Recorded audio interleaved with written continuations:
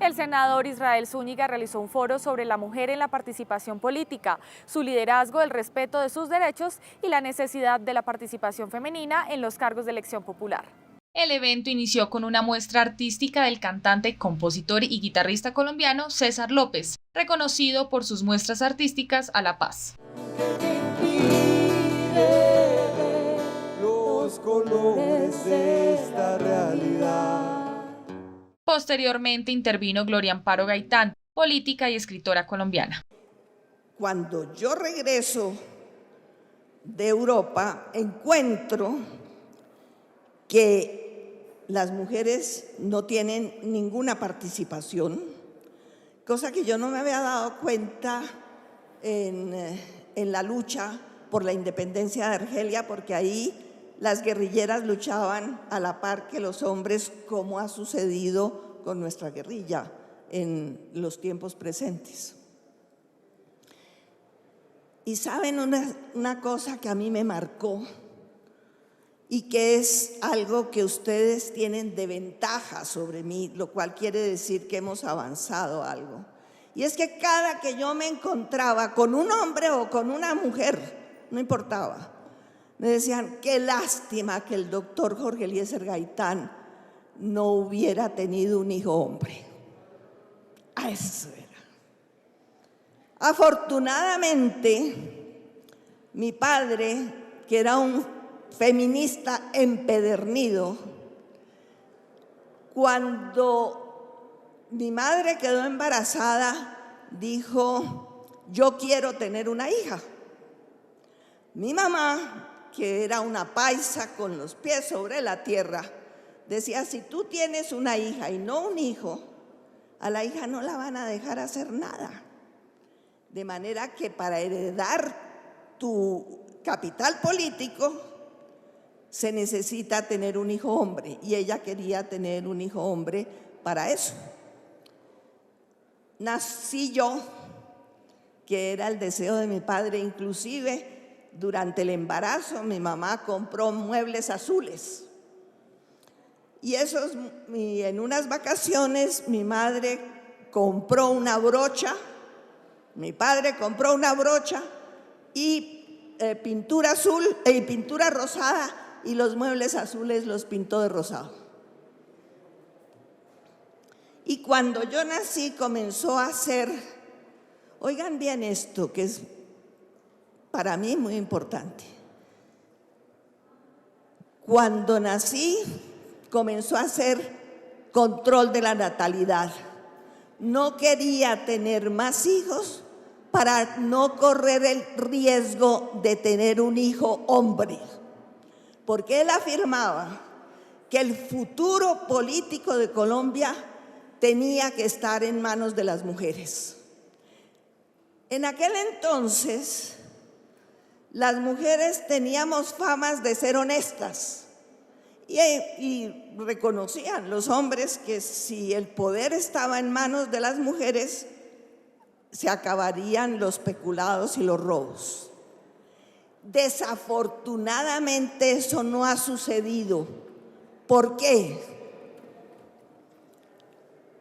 Porque la única manera en que le permite los hombres a las mujeres participar en la política es si ellas se comportan con la mentalidad de los hombres, con la cultura machista.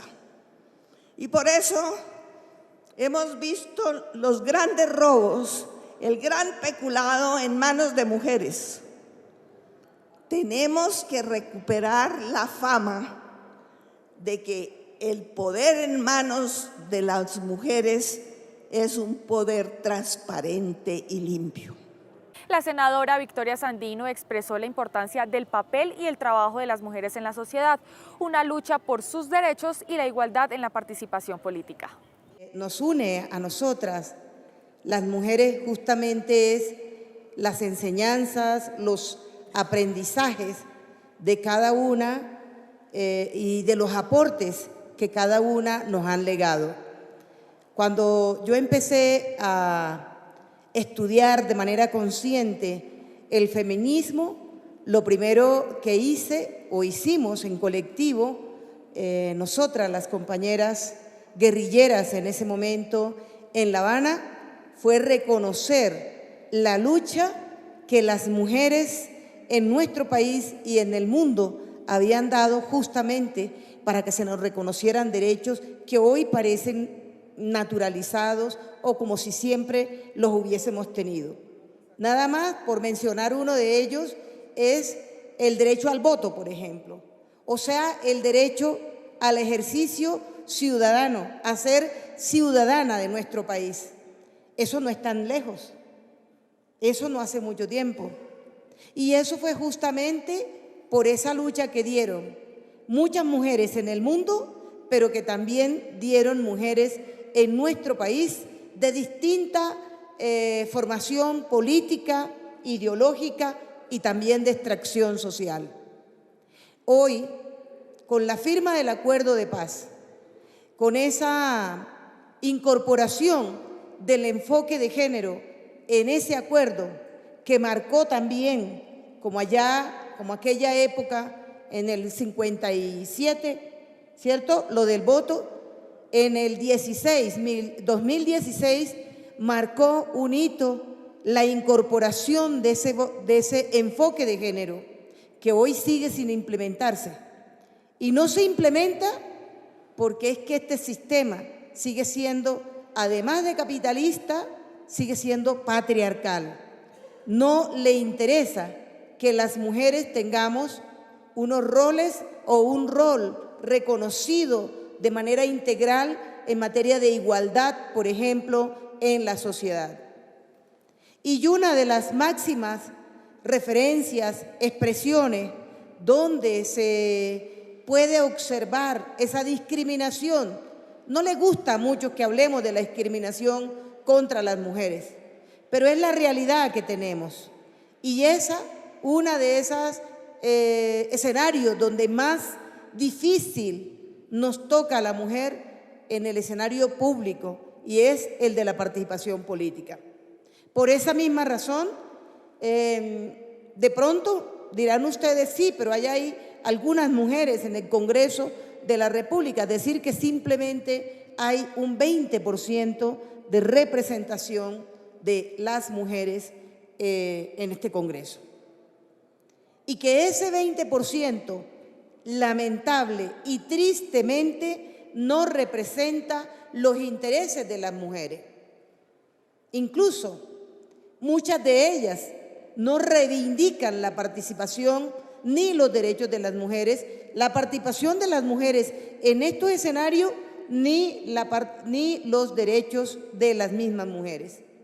Y esto se hace porque nacieron en cuna privilegiada, porque ni siquiera han tenido que luchar para estar en esos escenarios, porque han sido heredados incluso. Y se considera que por el solo hecho de pertenecer a las familias a las cuales han pertenecido, deben mantener este tipo de privilegios o de participación en un escenario como este, donde se toman las decisiones frente a la normatividad del país.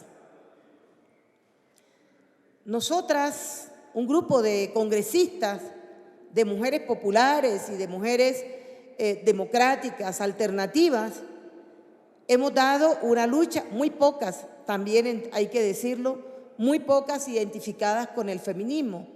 Son muy pocas las congresistas que nos hemos declarado feministas y que decimos abiertamente que nuestra lucha tiene un sello en defensa de los derechos de las mujeres, es decir, feminista. Yo no soy vergonzante.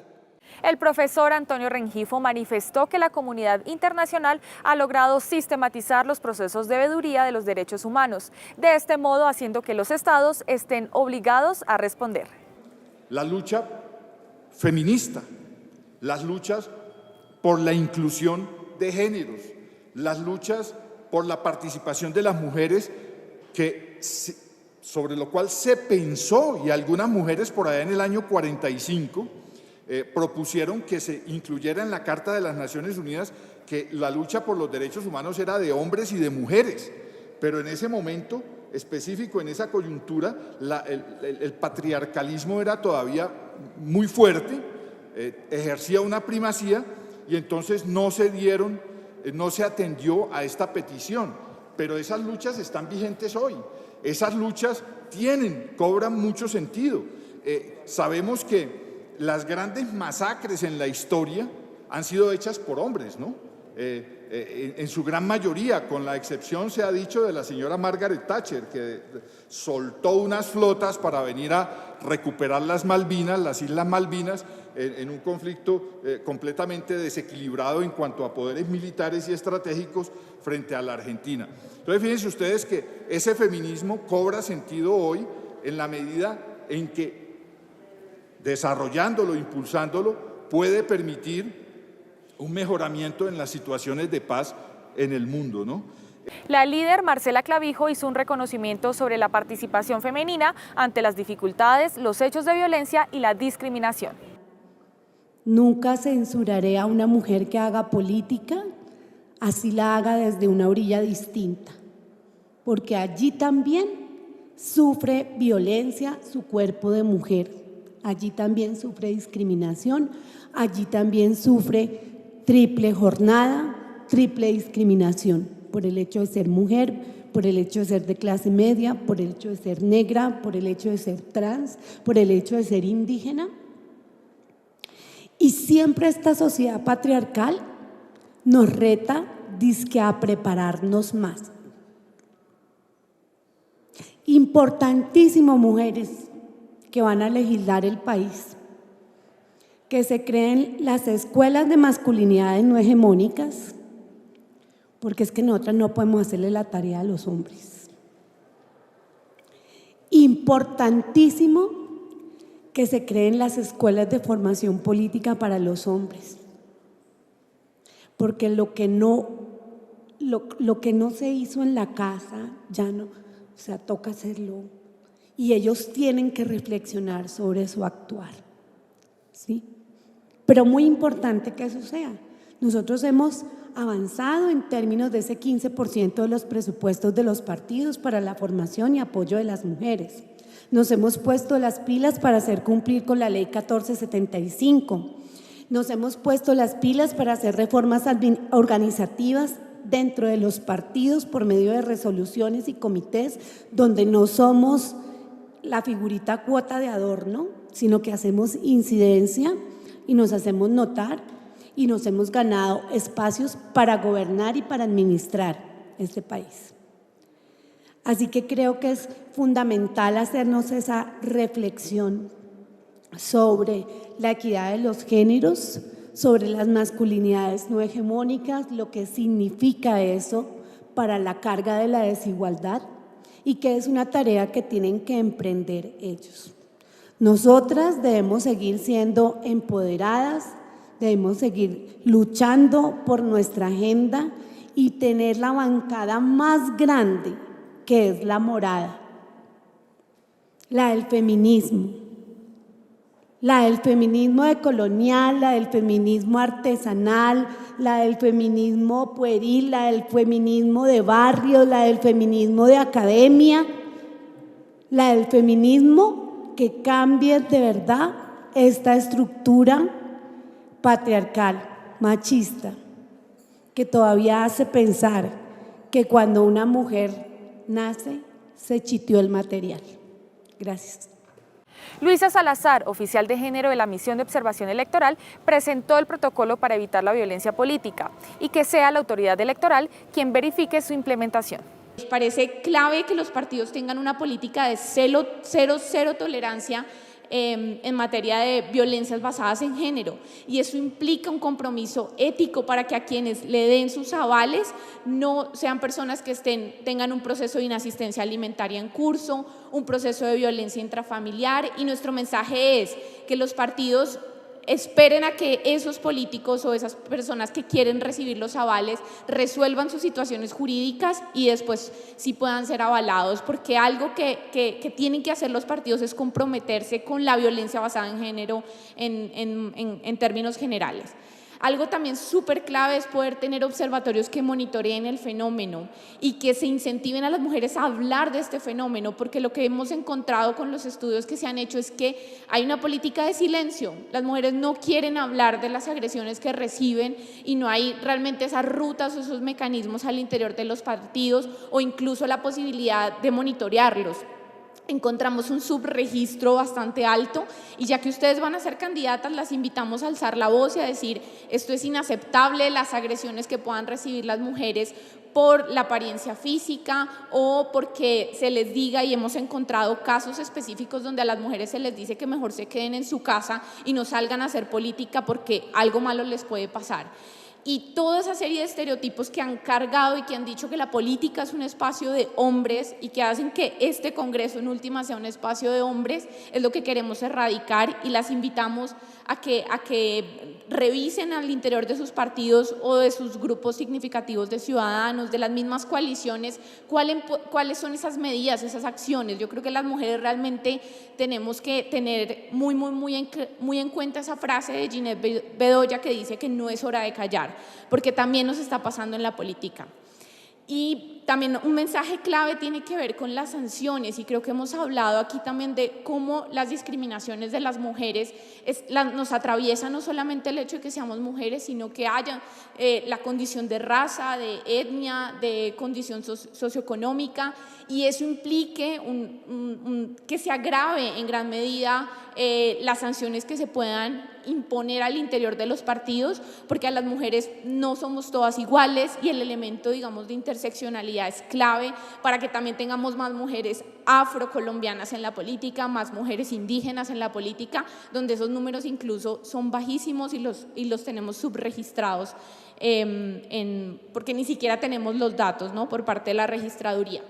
Y por último, en materia de reparación integral, algo que ha sido muy interesante de hablar con varias de las congresistas, pero también mujeres en lo local, es que ellas consideran fundamental un rechazo claro a este tipo de actos y algo que nosotras hemos llamado como la sororidad en la política, y es que las mujeres de los diversos partidos rechacen incluso una agresión y los militantes de sus partidos frente a hechos que cometan otros militantes, porque ese es un mensaje de solidaridad y de rechazo que independientemente del color político que las mujeres tengan, no podemos ser atacadas por nuestra condición de ser mujeres, no podemos ser agredidas por el hecho de que queremos habitar un espacio que nos corresponde. Somos más de la mitad de la población en Colombia, pero que ha estado vedado para nosotras en el ejercicio de la política, tal y como muchas de las intervenciones aquí presentes lo han demostrado. Finalizó el foro Dora Chamorro, líder al servicio de la comunidad, quien ha trabajado para el fortalecimiento de la figura femenina y la paridad en el ejercicio político. Se han logrado dos acciones bastante importantes, como fue lo que hicieron las compañeras de Artemisa, todo este tema de discusión y negociación por la paridad de las mujeres, que ya es un hecho, y el protocolo del cual nos acaban de hablar, la MOE, que es producto de estas luchas que hemos tenido por años las mujeres feministas en este país, que no damos el brazo a torcer ni un segundo, por lo menos yo no lo hago. Todos los días estamos en pro de conocer y de trabajar por los derechos de las mujeres y de empoderarnos cada vez más, y cada día tenemos que ir desalojando el patriarca que tenemos, porque somos hijas de este sistema patriarcal y ese patriarca vive en nosotras y se sale en cualquier momento.